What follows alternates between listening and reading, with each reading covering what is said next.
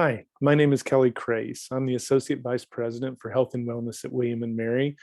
And the fact that you're watching this recorded program indicates that we unfortunately didn't have a chance to meet during orientation. I certainly hope for that opportunity sometime during this year. And I'm grateful to the Parent and Family Program that they've allowed us to record these programs so that you can have access to information that we shared during orientation in person, but also for the opportunity to learn about what we're doing here around the issue of health and wellness, and also an opportunity for you to get contact information from me so that you can reach out to me and give me a call to where I can get a chance to get to know you a little better and address any questions and answers you may have around this concept of flourishing. This is kind of a second part. At the beginning of orientation, we address the entire parent family body around the issue of cultivating authentic excellence and flourishing at William and Mary. I'm a psychologist by training, and my life's work has been centered over the past 35 years on what really truly predicts flourishing. And in that, can you actually train toward that?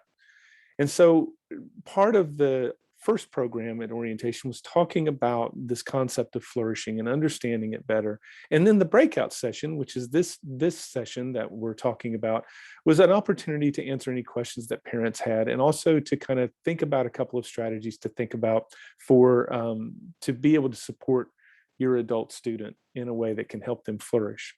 So what I'm going to do today is I'm just going to briefly, and just in case you didn't happen to see the first part of this, I'm going to briefly review a couple of the key concepts from the overall general session, and then give you a couple of strategies to think about as it relates to flourishing. First thing I wanted to mention, though, is the term flourishing is often overused today, and so there can be a lot of definitions. In our research and our work, we defined flourishing as a consistent, not a perfect, but a consistent level of productivity, fulfillment, and resilience.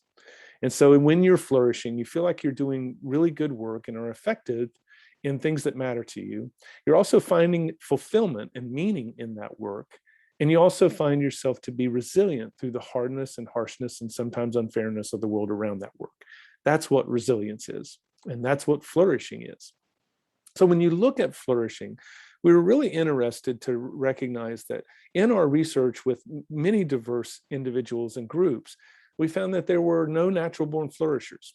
People that flourish work at it. They're very intentional and they're very mindful at it. It's basically mental training. And it's because the world doesn't foster it. Our actual brain doesn't necessarily foster it either. We have to be more intentional and thoughtful and mindful around this relentless world of pace and noise and pressure and constant change. So we began looking at what were the factors that truly predicted flourishing. And then can we bring that together in a very applied, practical format to actually train our brains to move more in that kind of perspective? So what I want to share, I'm going to drop off and share screen here and walk you through some of the slides as kind of a review, and then talk about some things that might be helpful for you and your student. So let me move into sharing the screen.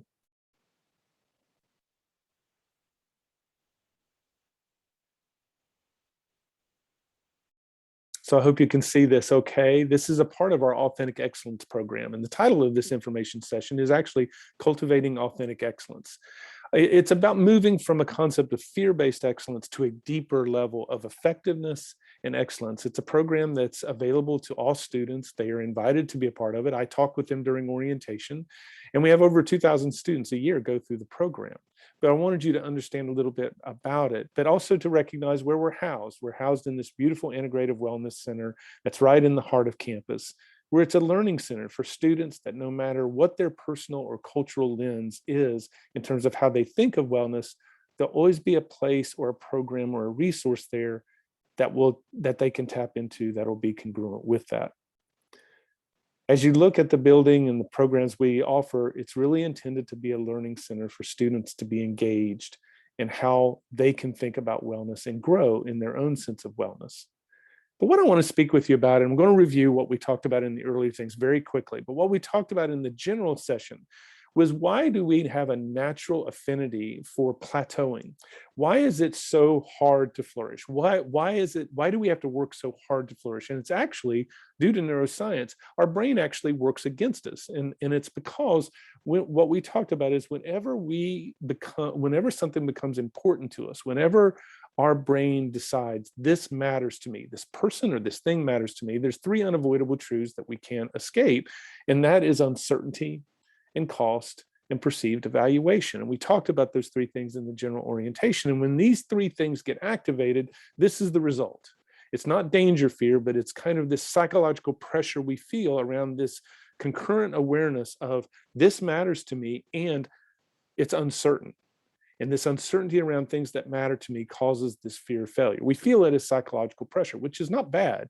But our natural response to that is we tend to either over control or avoid and escape until it has to be done. We talked about how perfectionism and procrastination are the neurologically natural ways that we cope with values-based fear. And we attain excellence doing this because we move our body into kind of a different gear. That's why some people say, I wait to the last minute because I work better under pressure. Well, you actually don't, but it's this different gear of motivation and focus that we're feeling. But this fear-based model of excellence eventually has a ceiling effect and an increasing cost. And students will start to usually experience that in undergraduate years. And the reason why this starts to work against us is whenever we start leading with fear, we move into a need state. And that need is to be reassured that we're going to be okay. So many students entering college, they feel like they're going to be okay, but they just don't know. And that's true. They don't know how it's going to work out. And they need it to be okay. They need to know it's going to be okay. We will look for that reassurance by becoming very dependent on outcomes. And when we focus on outcomes, when it starts to become the determinant as to whether we're going to be okay, they gain extraordinary power and our brain starts keeping score. And that's when we turn on this chronically evaluative mindset where there's this constant appraisal and judgment of how am I doing now? How about now? How about now compared to yesterday? How about now compared to you and me? It's this chronically evaluative mindset that is what gets in the way of flourishing and is what causes the plateau effect. And so we talked about that in the general orientation and our approach of how do we move our minds through and beyond this? How do we move to a different paradigm shift of a deeper level of authentic excellence, a deeper level of effectiveness? And these are the four things that we focus on. It's centered around 5 paradigm shifts. We take them through a way of thinking differently about their values. Instead of just kind of what my values are, there's this deeper multi-layered level of values clarification that goes to a deeper level of authenticity. And then we teach them that it's really not about as much what your values are, but how you express them and how you manage them, how you hold them in that appropriate way. And that's really moving at this alignment with our behavior, with our values, which is integrity, which is the cornerstone of adult self-esteem. Then we teach them how to think differently about fear and how to manage fear differently than this thing that we already know, which is through over-control and avoidance. How do we think about fear differently? Because of this dynamic relationship with fear and values, we can't have one without the other. And we also teach them more advanced skills in coping effectively. And this managing fear differently and coping effectively enhances their sense of resilience. And then we talk about training for flow, developing this expressive mindset. The expressive mindset is the opposite of the evaluative mindset, where you're basically engaged in things that matter to you, and you're defining your self-worth by the expression of that. Outcomes certainly matter, and the experience matters. But what has to matter more is the expression, and it actually leads to better outcomes. So this is the part of the program where we take them through these 5 paradigm shifts, and we do so through multiple modalities. So that kind of catches us up with where we were from the first orientation. And it's about what can we do as parents to help really cultivate that mindset. It's first about recognizing that there is this dynamic relationship between values and fear. And we have to recognize that the world will kind of pull fear to the foreground every day. How do we help them bring their values to the foreground to where they move into this deeper level of flourishing? The main reason is because fear and comfort are our natural motivators. The most natural human motivators are fear and comfort.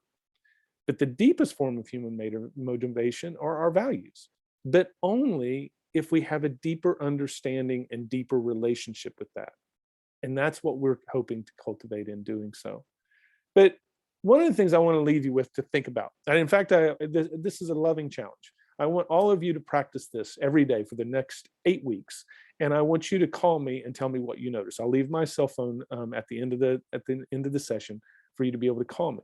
But I want you to practice this because all of us are in this stage right now, especially in this current phase with the pandemic. All of us are in this place of chronic too muchness. The demands on our time always exceed our available time and energy. How do we manage that in a healthy way? What I'm going to do is I'm going to pull a couple of strategies from the Authentic Excellence program for you to think about and to try on yourself, because we know that if you're healthy and flourishing, that modeling matters to your students. And also your relationship and how you interact with them really matters as well. So here's what I want you to think about. I'm going to give you a couple of strategies to try that only take a few minutes a day. But I want you to try it every day. And then I want you to call me and tell me what you notice. The first part that I want you to think about first, though, is to reflect on two questions, two very unfair questions, but I want you to reflect on them anyway. The first question: if you can only be remembered for one thing, what would that be? One characteristic, one quality, whatever, what would that be if you could only be remembered for one thing? That's a very unfair question because you'll be remembered for a lot of things. But if you could really only be remembered for one thing, no one would remember anything else about you except this one thing, what would you want that to be? Clarify that for yourself for a minute. Second question: if you could actually be remembered for two things, what would be the second thing you would add to the first and why? So get those things kind of cemented in your mind. And here's what I want you to try. I want you to try 3 essential foundations that help with flourishing. And they take very little time during the day. I call this the essential nourishment. What I'm going to share with you is 3 essential nourishments and 3 essential seasonings. That if you don't have the fundamental nourishment, it doesn't help. But there are 3 essential seasonings you can add to this that help them be even more robust and more effective. Here are the 3 things.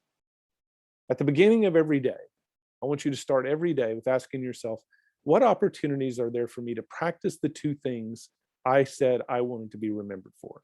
And be realistic with your time and energy.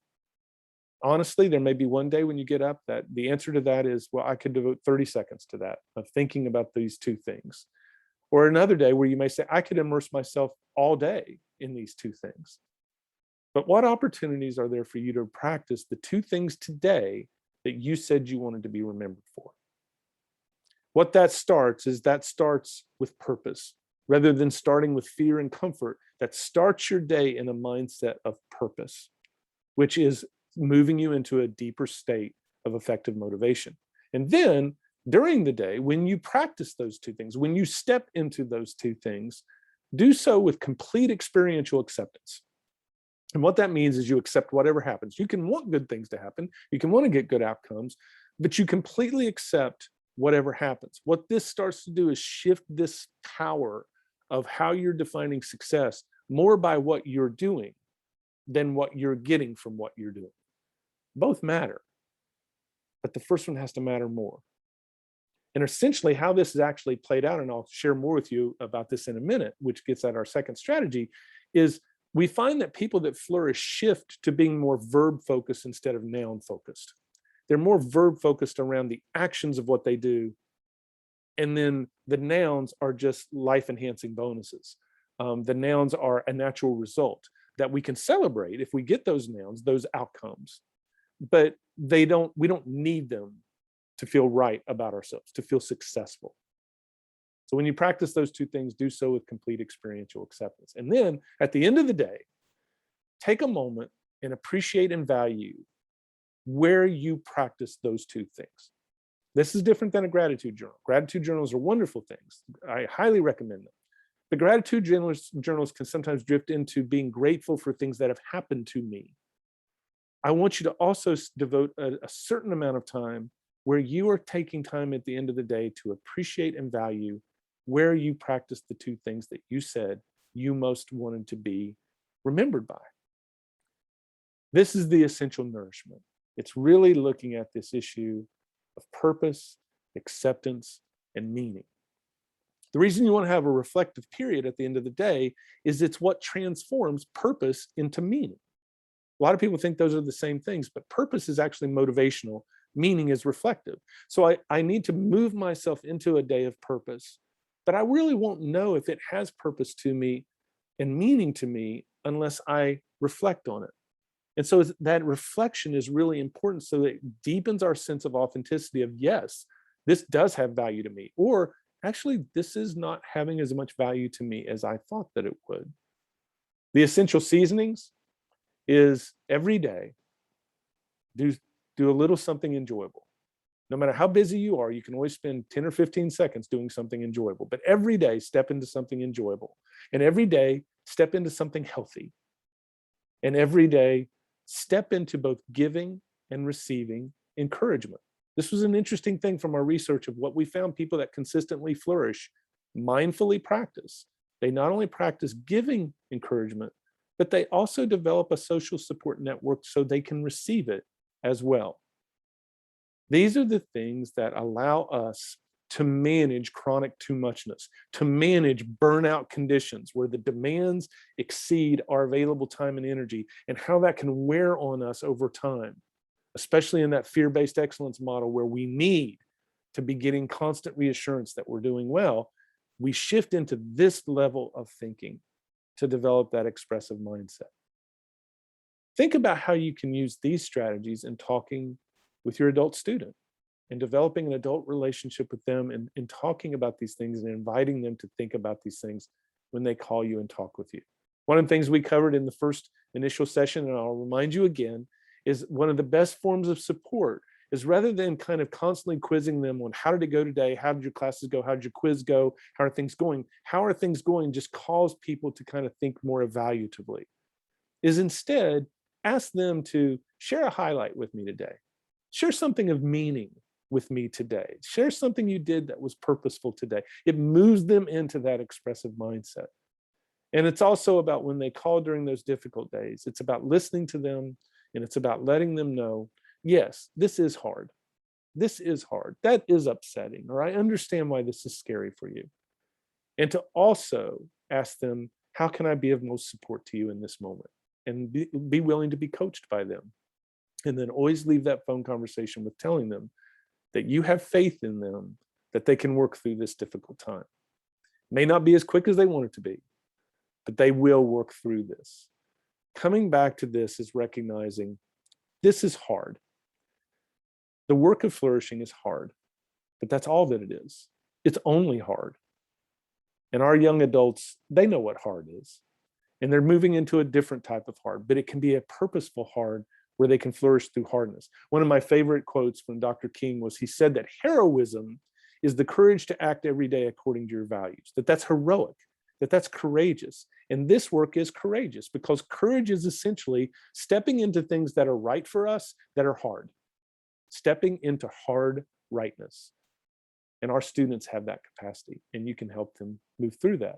I did want to let you know, come back to the aspect real quickly of sharing with you the 4 verbs of excellence that individuals that flourish basically focus their entire day on 4 verbs. And this is the acronym you can learn. Actions is the A is for actions for verb, but they essentially focus on learning. So when they study to learn. When they stop learning, they come back and take a break, and then come back and learn some more. And then they go and express what they've learned. They express their talent in learning to date. And then instead of focusing on relationships, they focus on relating. They move from being interesting to focusing on being interested. And then they focus on taking care of themselves. The interesting thing, the power of being more verb focused. Nouns are outcomes, grades, achievements, relationships that we don't completely control. Verbs we completely control. And the interesting thing, the power of being verb focused is, 1, the more verb focused I am, the better I manage stress, because I'm staying within myself and not moving into things that I don't fully control. Secondly, and ironically, the more verb focused you are, the more nouns you collect. You actually get more outcomes. You get better grades. You have better relationships, because your mind is moving into a state of flourishing, into a high effectiveness. And then third, when you're verb focused and you do collect those nouns, you actually experience joy. Because when we're noun focused, when we need those nouns and in a fear-based state, when we attain those outcomes, we actually don't experience joy, we experience relief and immediately go to the next noun. When you're verb focused, you actually experience joy and can appreciate the bonus, the icing on the cake that you got by, I worked hard on this and I got an A. And how cool is that? So if you want to go further in this, we have an open educational resource that focuses on developing a relationship with your values and using that for flourishing. It's open and free to everyone. And this is the website if you ever want to explore it more. But more importantly, I want you to use this slide. Give me a call, especially after 8 weeks. You don't have to wait until 8 weeks, but I especially want to hear from you in 8 weeks and tell me what you notice after practicing mindfully these 6 steps. Go on the website to the Open Educational Resource. Tell me what you think of that. And by the way, we're going to go into, on November 16th, I'm doing a webinar for the parent and family programs that goes into Authentic Excellence 201. In other words, it's going to be a deeper dive where we actually go through the 5 paradigm shifts that I talked about as part of the full program of Authentic Excellence. I'm going to give you some insight into those 5 paradigm shifts and what that looks like. So if you're interested in kind of moving from Authentic Excellence 101 to 201, I'll be happy to share that with you on November 16th during our webinar. Again, I look forward to meeting all of you. I look forward to hearing from you. And thank you for the honor of allowing us to take care and support and help your adult student thrive here. Take care. Be well. I'm going to try to move out of this, share screen.